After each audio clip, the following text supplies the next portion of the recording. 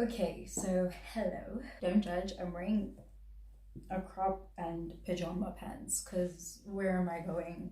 Nowhere exactly. You can even send these.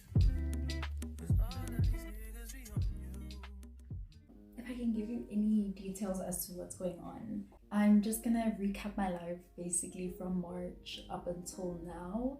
So basically, I forgot to mention there was another video that I did have planned that I did technically shoot for, which was for the Wits Freshers. So I went to Wits Freshers, vlogged everything, took pictures, photos, everything was going nice. And then all of that content is gone. That was a really fun night and I really enjoyed it, and it was just so much fun. Like, guys, I saw Taliwonga. Can we talk about that? Forget about whoever else was there. Aries was there, but Aries only came on at like 12 o'clock and I was not gonna stay there until 12, so I just dipped. But I left around like 11ish, 11:30. Guys, I saw Taliwonga and that's the only person I wanted to see, and I had so much fun. And I remember my best friend and a couple of friends from school, my friend Sanda, my friend August, Tegan. Like, guys, we had so much fun. Like, that was probably the best night ever, and I really enjoyed it. Like, it was a top-notch night. And then there's other things that happened, but I can't talk about that on the internet. Anyway, also, new life update. I have friends, guys. Like, I have a set group of friends, and that feels nice because I feel like everyone tells you when you go into freshman year, like, don't expect the people you meet in the first week, like, y'all are gonna stick together forever. And obviously I didn't go in with that expectation, but I didn't expect, like, we were a huge group of like 10-15 people, like girls, and now out of all of them I probably only speak to like 3, which is weird, and I'm only really close with like, I'd say 2 of them, which is kind of weird. But I have like a new group of friends, guys. I'm friends with like the male gender, but the gents are also really nice. Oh man, like, they're really nice people and I really enjoy being around them. I never thought I'd find like a group of people where I'm like, like, I enjoy your company, because I'm so used to being like in small cliches, like small little group. Like, I was only friends with like 2-3 people in high school. Like, that's the reality of it, excluding like my hostel mates. Like, we still talk obviously and stuff. I haven't spoken to them in the past few like weeks because of phone, but I'm definitely gonna check up on all of them now that I have a phone again. But yeah, it's definitely been amazing just to have that again in my life. And yeah, what else has been going on? Oh, I shot my first short scene. So basically at school, like, we had DBP week. DBP is like discipline, it stands for discipline pre-production, so the discipline that you're doing. So I chose to do station 1, and in station 1 you learn about screenwriting. I haven't even explained the system to you guys, have I? Okay, let me start from the beginning. So at the school I go to, I'm studying motion picture, and in motion picture we have 4 stations, and within the 4 stations there's about 3 to 4 different disciplines basically, and the year splits into 4 terms. So each term you do a different station, and you can choose, well, depending on who you're now I gotta explain what a learning circle coordinator is. It's like a tutor basically, like the person who's not necessarily a lecturer. They're not like lecturers, but they work with the lecturers, if I can put it that way. Yeah, they work with them, so they sort of mark. Yes, that's what they do. They mark our assignments, and then the lecturer is practically just there to like teach, I guess, if I'm saying it right. So my learning circle coordinator for the first semester, because I get a new one every semester. So for my first semester I have my learning circle coordinator, and he lets us choose what station we want to do basically. So I chose station 1 for this term, basically this past term that just passed. And in station 1, that's where you learn about screenwriting, producing, and directing. And then in your crew, everyone who chose station 1, so there were like 3 people who chose station 1, and there's 3 disciplines in station 1. So then you choose accordingly who's going to be director, who's going to be producer, who's going to be screenwriter, but you do it as a whole crew. And the crew, there's about 12, 13 people in a crew basically. So it was me and 2 other guys. So the one guy was the director, because we did like little miniature, for the DPP you do like a miniature set scene type of thing.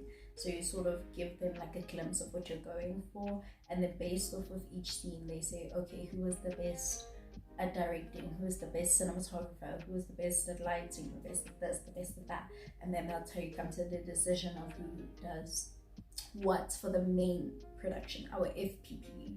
Because there's a DPP, there's an FPP, and there's an FPR. The acronyms at that school will make you lose your mind. But FPP is just final pre-production, and then FPR, forgot what that stands for, but it's final production review or something like that. So for the FPP, I was the producer. So as a whole crew, I was the one checking time, making sure things got done on time. Did things get done on time? No, because this is reality, this is life. I can draw up a nice schedule all I want. It won't go according to schedule. It will never go according to schedule. But I was the best producer, guys. Like, I cut my teams, like, even on post, the day we had post-production, guys, post was a mess. It was an absolute mess. That day was a mess. I had a whole mental breakdown. I have a friend, Lulu, one of my friends, on her YouTube channel. There's literally like a little clip of me having a mental breakdown, like the day of post-production. And I was like, it was like 12 p.m. ish. We had to be done by 3. They were still editing the first scene. Like, everything was just going wrong that day. Like, people came late. But like, everyone usually shows up on time, and the one day it mattered that people were on time, people were not on time, and I lost all hope in that moment. I moved on with life, and here I am, still alive, I guess. If there's anything I would do differently, it would probably be being more assertive when it came to time. I should have been more assertive, but it's okay. I tried my best. Sorry, I have like a little list here of all the things I need to talk about, and I'm just checking. Oh yeah, I even wrote here as a note, I loved my crew, which is not a lie. I absolutely love my crew. They were the best. The work is not hard in first year. Like, the work is really not that difficult, but it's a lot on your mind, because now you're trying to handle your social game, you're trying to keep up with everyone's lives and make friends, you're also trying to do work, you're also trying to come up with new ideas, you're trying to be original and not too similar. Some people, obviously, first year, I guess the safest thing to do is to just stick to the script and move, but then obviously I don't want to do that. Like, that's boring. So I want to be more, you know. Other than that, it was a fun experience. And then I went to Rosebank with friends, guys. I don't even know if I should say this out loud, because my parents still don't know. This was the day before our last day of school, yes. And we all went to Rosebank because one of our friends wasn't feeling too great. She was going through a lot, guys. She was going through a lot. So we were like, no, I said out of the blue, guys, let's go to Rosebank. But I didn't think anyone was going to take me seriously. And then they were like, no, guys, let's go to Rosebank. So we went to Rosebank. We legit went to Rosebank. And Rosebank was fun though. It was really nice. We went to like the galleries. One of my friends' Faith took us to the gallery. And oh man, the art there was so beautiful. I want to go back. Like, guys, I never thought I'd be the type of person to appreciate art, but that art, jeez, it was absolutely beautiful. It was near one of my friends from high school, Siba, had a birthday party. You can see the pictures on my Instagram at the Marble. There's a gallery right opposite the Marble. Yeah, it's a great gallery. If you ever get the opportunity, do go there.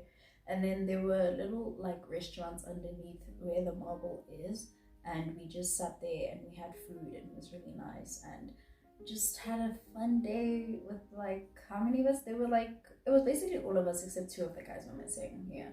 But other than that, it was a pretty great day. I really hope my parents never find out, and if they do, mom and dad, I promise I didn't have any classes. I just went there for a 2-second interval of interviewing, and then I did. Literally. No, I went to school for vibes that day. The next day I had my little interview for like 5 seconds. But then Friday was also fun. Well, it was a Thursday, I'm lying. The Thursday was when we were closing, just before Easter. Yes, we closed right before the Easter holiday started. That day we just sat there and we like, talked and like shared stuff about each other, which was weird, but we did that. And also a good time as well. And then I also just spent some time with my best friend. I bought her McDonald's and we just ate McDonald's and we spoke about life. We didn't even finish talking about everything. We talk about so much. Guys, I advise you to get a best friend. Getting a best friend is the best thing you can do for yourself. It's so good for your mental health. Like, to trauma dump on someone, come on now, be real. And like, they can give you advice back, and they can shout at you when they know you're doing something wrong. Like, come on, get one. It's a good investment. It really is. But yeah, so I'm gonna see her tomorrow, and we have the whole weekend to just talk and talk and talk. Tomorrow night we're having a serious deep chats conversation, and then Saturday I'll probably take her out to the restaurant in the estate. Sunday, if she wants to, we'll go to church. If she doesn't want, but we'll probably go to church together. And then yeah, other than that, super excited for this weekend. And then yeah, guys, then there's the big thing coming up in July. I'll say when it is. Something is going on in July. I'm not gonna say when in July, but somewhere in July. Something big is happening in my life. I haven't told anyone about it. Like, guys, when I tell you, I haven't told a soul. The only people who know are my mom and my dad, my brother and his girlfriend, my cousin's parents. Not even my cousin knows. Maybe her parents told her. I don't know. I haven't spoken to her in a while. We're trying, because she lives in Canada, guys. The time zones. She's also at school. There's a lot going on. So yeah. So her parents know, because like I wanted to get like sort of advice in terms of like stuff. Like in terms of, I wanted to say what, but I don't want to be specific. I wanted to just get some advice before the thing happens. And my mom and my mom's friend and her husband, they know. Those people know for specific reasons, because they play somewhat parts into this thing that's happening. My best friend doesn't even know, guys. None of my friends at school know. Not even Sanda knows, guys. Like, and Sanda is probably like priority number one, because this is something we've always spoken about. But when I told Sanda, there's something I have to tell you in like 4 months, she literally started jumping to so many conclusions, and she was almost right, but I cannot necessarily tell her that she is right. I'm not gonna say what she's right about, but she was close. She was the closest out of everyone, literally. So yeah, just know something's going on, and it's super exciting. And the only person who probably even has a snitch of a clue of what's going on is Sanda. So yeah, just to end off the video, I just want to talk about some content that you can be expecting from me. Planning on doing a little reset vlog, room edition. I'm planning on moving everything I have downstairs upstairs. Also a morning routine is coming up. I'm also planning on putting out more YouTube shorts, because YouTube shorts is such an easy way to make content. I do have content ready to share right now. It's all on that iPhone, but the problem with that iPhone is I could have shot stuff. I could shoot things now, but keep in mind, everything I shot is completely silenced. Why? Because the mic doesn't work. So I can't do sit down conversations like this if the mic doesn't work. So yeah, I don't know why I'm doing this. I'm gonna start doing TikToks, guys. I don't think I'm gonna be the dancing type. I'm just gonna do little vlogs. If I do dances, I guess I will. But I'm really not a dancer. Also expect more Instagram content, I guess. Also, guys, please follow me on TikTok, Instagram. Those are really the only two social medias I care about. Subscribe, I mean.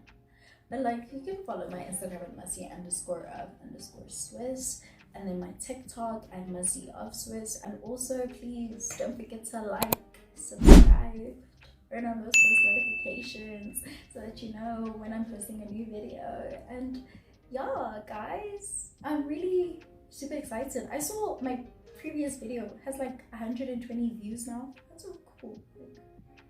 120 times it's been played. Appreciate that, thank you. And we have 30 subscribers, guys. Keep going.